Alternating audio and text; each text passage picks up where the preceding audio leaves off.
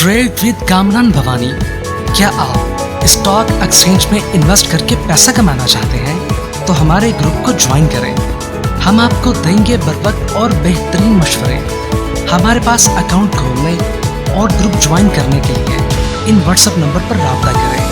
कामरान मेमन भवानी 0345 826 4499। बिस्मिल्लाहिर्रहमानिर्रहीम। अस्सलाम वालेकुम मेंबर्स, मैं कामरान मेमन भवानी। आप देख रहे हैं यूट्यूब का चैनल। सो क्लेम या ब्लेम नहीं है। आज के इस वीडियो में हम बात करेंगे लाइसेंस मंसूख कर दिया, फैसला हो गया, इसके ऊपर हम बात करेंगे। वीलॉग स्टार्ट करने से पहले एक अच्छी बात, कामयाबी उन लोगों को मिलती है जो खामोशी से काम करते हैं और शोर से नताइज देते हैं।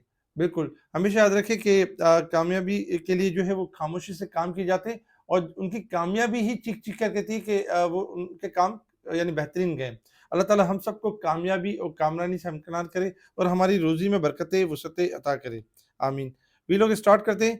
जैसे कि कल आपको बताया गया था कि कल फैसला होना बाकी है और मार्केट के जो लेवल है वो यही कि 1,89,000 से ऊपर क्लोजिंग दी, क्योंकि 2 दिन पहले मार्केट ने एक नेगेटिव क्लोजिंग दे के मार्केट का जो मोमेंटम था उसको खराब कर दिया था एक तरह से। और उसमें फिर यही था कि मार्केट वॉलेटाइल परफॉर्म करेगी, आपको बार बार हाई सेट का मौका देगी, लेकिन मार्केट करेक्शन की तरफ जा सकती है। हमने कल भी थोड़ा यानी 600 पॉइंट प्लस के साथ थोड़ी सी करेक्शन वाला दिन देखा था और आज भी कुछ इस तरह की था कि मार्केट पहले पॉजिटिव थी और पॉजिटिव होने के बाद मार्केट नेगेटिव हो गई, 1050 पॉइंट नेगेटिव हो गई। लेकिन चूंकि काफी सारे सेक्टर्स नहीं चले थे, जिसमें रिफाइनरी नहीं चला था और पहले ही बता दिया गया था कि रिफाइनरी बेहतरीन परफॉर्म करेगा। रिफाइनरी में एनआरएल, पीआरएल और एटीआर परफॉर्म करते हुए नजर आए, प्रॉफिट टेकिंग भी नजर आई। फिर इसके बाद सेकंड हाफ के अंदर हमने देखा कि जो फर्टिलाइजर सेक्टर जिसको टारगेट किया जा रहा था, ईफर्ट को, एंग्रो होल्डिंग को और बड़े फौजी को, अल्हम्दुलिल्लाह बेहतरीन पोजीशन दिखाते हुए नजर आए और बड़े फौजी को ऊपर का लॉक भी लगा। इसके साथ ही अगर हम देखें तो मार्केट जो 1000 पॉइंट माइनस थी वहां से बाउंस बैक कर गई और मार्केट 1478 पॉइंट के साथ पॉजिटिव क्लोज रही। 1478 पॉइंट के साथ पॉजिटिव क्लोज रही 1,89,000 और 166 के करीब। वॉल्यूम्स में अगर हम देखें तो कमी रही, 875 मिलियन के वॉल्यूम्स रहे, जो कि यानी कि कल से यानी कि कम थे, लेकिन कल 1000 से अबव वॉल्यूम थे, तो वॉल्यूम्स में थोड़ी कमी देखी। Top volume leader, top gainers, decliner आपके सामने। सेक्टर वाइज पोजीशन में अगर हम देखें तो आज फर्टिलाइजर और रिफाइनरी सेक्टर्स ने बड़ा अच्छा रोल प्ले किया। बात करते हैं फिपिलिपी डेटा की। फिपिलिपी डेटा में अगर हम देखें तो foreign corporates, foreign individuals selling side पर है, जबकि foreign overseas Pakistani buying side पर है। इसके अलावा पाकिस्तान के अंदर इंडिविजुअल्स, बैंक्स और साथ ही एनबीएफसी, म्यूचुअल फंड्स और यानी brokers and insurance buying side पर रहे, जबकि देखा जाए तो सेलिंग कंपनीज की सेलिंग रही और अदर ऑर्गेनाइजेशन की सेलिंग नजर आई साथ साथ। और ये फिपिलिपी का डेटा जिसके ऊपर मार्केट ने रिएक्ट किया। कल हमने देखा कि म्यूचुअल फंड वगैरह भी कल बाइंग साइड पर थे।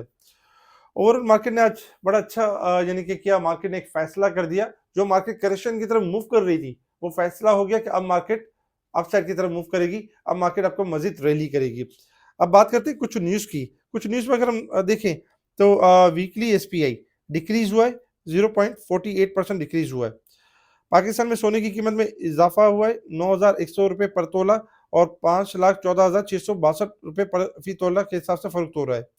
इंटरनेशनल मार्केट में भी गोल्ड में इजाफा हो चुका है। पाकिस्तान काजाकिस्तान के दरमियान $7 अरब के जो मफाहमत की याददाश्त पर दस्तखत हुए, एमओयू साइन हुए रेल के लिंक के ऊपर, तो ये पॉजिटिव है। ओजीडीसीएल के हवाले से अगर हम देखें तो जो ओजीडीसीएल के हवाले से खबर ये कि सर्कुलर डेट के हवाले से 7.7 अरब रुपए वसूल की है और जो आखिरी की जो 7वीं किस्त थी 7.725 अरब रुपए वसूल की है।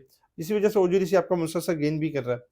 अच्छा, स्टेट बैंक ने रेगुलेटरी के खिलाफ वर्जी के बिना पर गैलेक्सी एक्सचेंज का लाइसेंस मंसूख कर दिया। गैलेक्सी एक्सचेंज खिलाफ वर्जी कर रहा था, उसका लाइसेंस मंसूख कर दिया है और इसी के ऊपर स्टेट बैंक ने नोटिस ले लिया। ये खबरें थी जिसके ऊपर मार्केट ने रिएक्ट किया और हमने देखा कि मार्केट पॉजिटिव नोट के साथ पॉजिटिव क्लोज रही।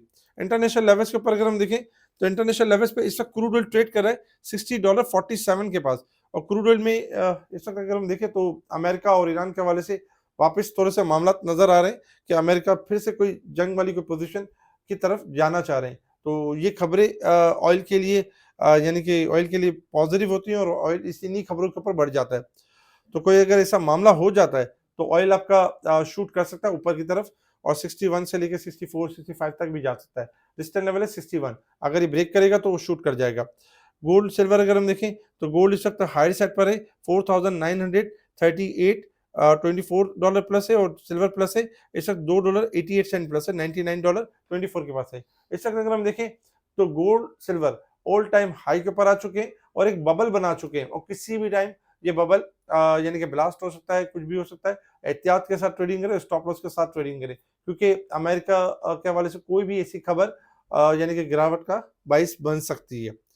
इसके अलावा डॉलर इंडेक्स गिरावट की तरफ है और इसमें कमी हो रही है। इंटरनेशनल लेवल्स के ऊपर अगर हम देखें इस वक्त अगर हम resistance level and support level देखें तो मार्केट वीक, मंथ और ईयर के हिसाब से मार्केट ओवरसोल्ड, ओवरबोट साइड पे परफॉर्म कर रही है। अब आ जाता है टेक्निकल चार्ट की तरफ, मार्केट ने परफॉर्म किस तरीके से करना है। टेक्निकल चार्ट के ऊपर अगर हम देखें तो मार्केट ने अल्हम्दुलिल्लाह जो कल का ट्रायंगल बताया गया था, मार्केट ने ना सिर्फ उसको ब्रेक कर दिया और मार्केट ने रेजिस्टेंस लेवल भी ब्रेक कर दिया 1,88,832। नेक्स्ट लेवल 1,90,000 से लेके 91,000 92,000 का लेवल बन सकता है और मार्केट मूव कर सकती है अपसाइड की तरफ और एक अच्छी रैली कर सकती है। हमारा जो स्टॉप लॉस होगा, सपोर्ट होगी, वो होगी यानी कि अगर हम सपोर्ट बाइंग में देखें तो हमारी जो सपोर्ट बाइंग बन रही है 1,88,600 और 85,700, और जबकि सेलिंग साइड है 1,90,100 और 1,91,700, ये हमारी सेलिंग साइड होगी। अच्छा, एक और बड़ी खबर भी है कि मंडे वाले दिन मॉनेटरी पॉलिसी का यानी अनाउंसमेंट है और स्टेट बैंक रेट कट करने की तरफ यानी जा रहा है, और इंशाल्लाह एक्सपेक्टेड है कि 25 बेसिस से 75 बेसिस पॉइंट कट हो सकते हैं, जो कि हमारी मार्केट के लिए बहुत अच्छा होगा और मार्केट को मजीद बूस्ट मिलेगा।